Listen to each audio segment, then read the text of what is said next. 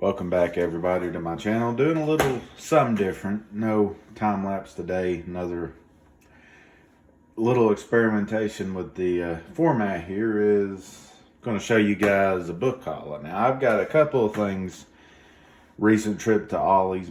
Kind of a hit or miss. No real way to predict what you're going to get each time. So it's always fun. Sometimes I'll go in and go around and look, and best rule of thumb is if you see something you like at Ollie's, you need to pick it up right then and there because it may not be there when you go back.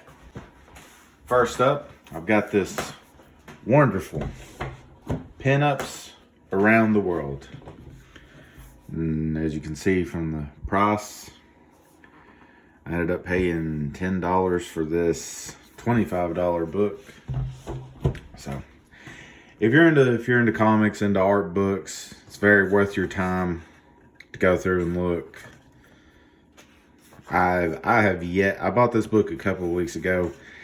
I have yet to really sit down, sink my teeth into it. This video was actually supposed to be made a little while ago. You'll have the art, you'll have the artist credited. It's a very, very cool little conversational book.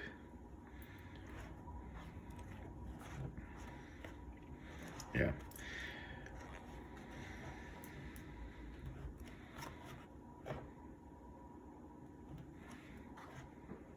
A couple of these artists, like I said, I've yet to really sit down and get into it, but I've seen some of these artists before.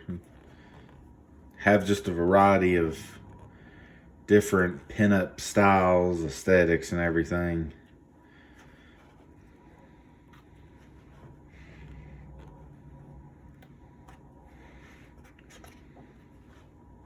Sci-fi, your classic sci-fi. So there's that.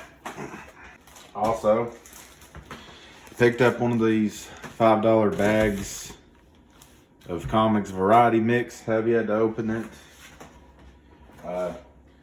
What drew my attention to this one is that my daughters love the DuckTales reboot. They'd actually just finished up going through it here shortly. Well, here a little while ago. So we're going to open this up. See what all we got in here. But the DuckTales comic on the front, that's what drew my attention to this. I've been burned by these variety packs in the past before. Just because, you know, outside of the book in the back, book in the front, you don't know what all you're going to get. So, it's really cool. Donald and Scrooge, number 2. Oh wow. Power Rangers, number 4 from the Boom Studio series. I've actually heard a lot of good things about this comic series, and I've always wanted to check them out. Big Power Rangers fan growing up. Hey, we got another Uncle Scrooge book. Nice. We'll thumb through this one real quick. Wow. Really cool, really fun little treasure trove of books. And here's a Valiant book, The New Secret Weapons. Man, this is ad for a Super Nintendo game too. Of all, just oops, it'll be all right. This is just crazy to me. It's like a mini time capsule, if you will. I have to check this out. My expertise and my interest with comics. Growing up, I never really read a whole lot of comics. Like, I'd get the occasional one-off Batman. Like, I love the Tim Burton Batman movies. I'd get the one-off Batman book. Or if it was a cereal box comic or a promotional one. Where I grew up with, I didn't become aware of a comic book shop till much later in life. So I didn't grow up with comics. I grew up more reading manga. So forgive my ignorance. And the last one is we have Mike Grell's Shaman Tears, Image Comics. This, oh man. Those reflective thing, I mean, a lot of people like to poke fun at that and the cover gimmicks and everything, but I always thought that was kind of cool.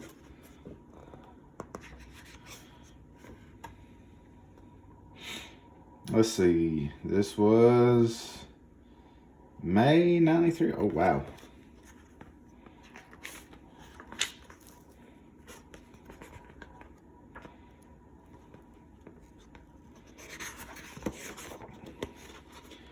Classic pinup gallery in the back. Ad for Frank Miller Wright's Spawn 11. Poster insert by Jeff Darrow. I actually have read that issue. I had a collection of those early Spawn issues. One of the many times they've tried collecting those. It was pretty good. So there's that. Now this last one, this is the last one from the Ollie's haul. Then I'll get on to a crowdfunded book I just got. This one I was excited to see, so I'm not going to bury the lead. We'll just get right into it. Is Brian Azzarello and Lee Romero's Joker. And I remember this coming out around the time that Dark Knight, you know, riding the hype of Heath Ledger and everything, so kind of had that synergy to it. But let's crack this open, thumb through it. I don't want to thumb too deep because I've always wanted to read this. For whatever reason, never did. I never did. Even independent of the fact that I wasn't aware of a comic shop to life. I did see this showing up quite a bit in bookstores. And for some reason, it just I never pulled the trigger on it. Had plenty of opportunities, but I seen it for the low price of get a good shot there. $4.99 for this beautiful hardcover. I actually like the little flip cases with the dust jackets and everything. I mean, some people might think it's overkill, but I like it.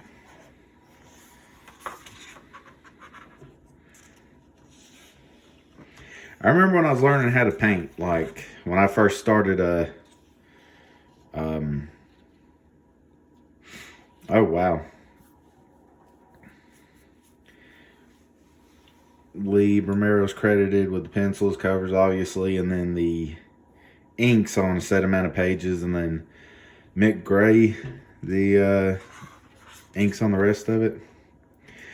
But I remember when I was learning how to draw, or whenever I was first experimenting with digital paint back in the day, I would just look up standalone uploads of Lee Romero's art and just studying it. Like, I love all the textures he has going on here on the raincoat. Like, Romero is just king. He was just king of that digital texture. That was something I wanted to learn how to emulate whenever I was learning how to paint. And now that I've gotten back into doing it heavily and drawing more and more with Clip Studio Pro, slowly starting to learn that. Look at this texture, the hair, the skin. All right, like I said, I don't want to dig too deep in this.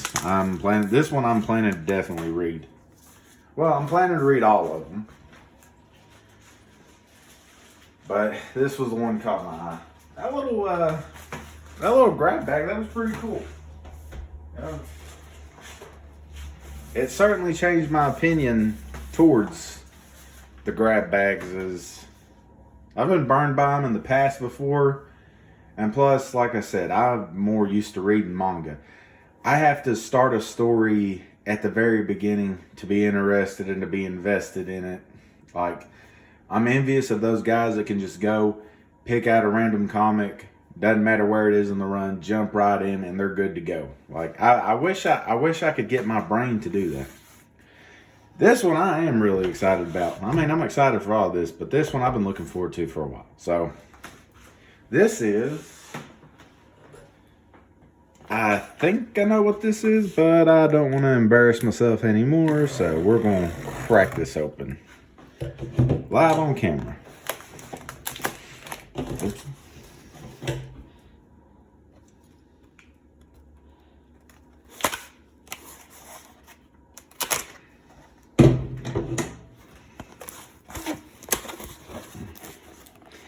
I mean, I could have probably pre-gamed a bit by opening this, but it's like, hey, it makes it more fun. That Gemini mailer logo. Yes, it is. The Changeling. Mythoverse. The Mythoverse comics. This is a part of that. This one's by Brett McGowan. Art by Rubbish Raccoon. I remember back in this Kickstarter a couple years ago. I want to say it was 2021 when the campaign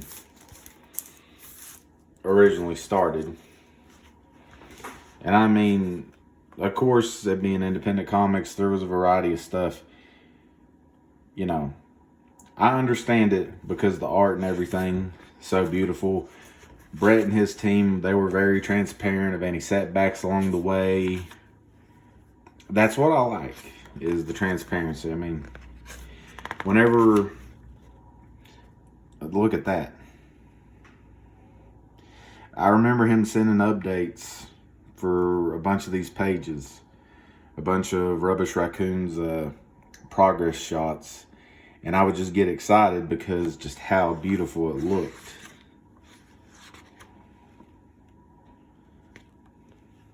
Hey, and there's Bree. Yeah. Yeah, he, some of his promo images was of her, and that was what sold me. I was like, the man knows how to play into and exploit, goth girl love. I'll give him that. This one and the Joker, I am definitely excited to sit down and read them. I'm kind of experimenting and finding my way with what content's going to do good. I primarily do the time-lapse videos and the art videos, yes, but I also want the other content to help draw you in or find ways to make the time-lapse stuff more engaging. So, just thought I'd do this fun little change of pace video, something different. Let me know what you think. Big shout out to Brett and his team on Changeling number 2. Cannot wait. Like I said, the art is beautiful. It made it well worth the wait. And I'm excited to sit down and read it. Now, y'all have a fantastic rest of your day. And I will see you next time.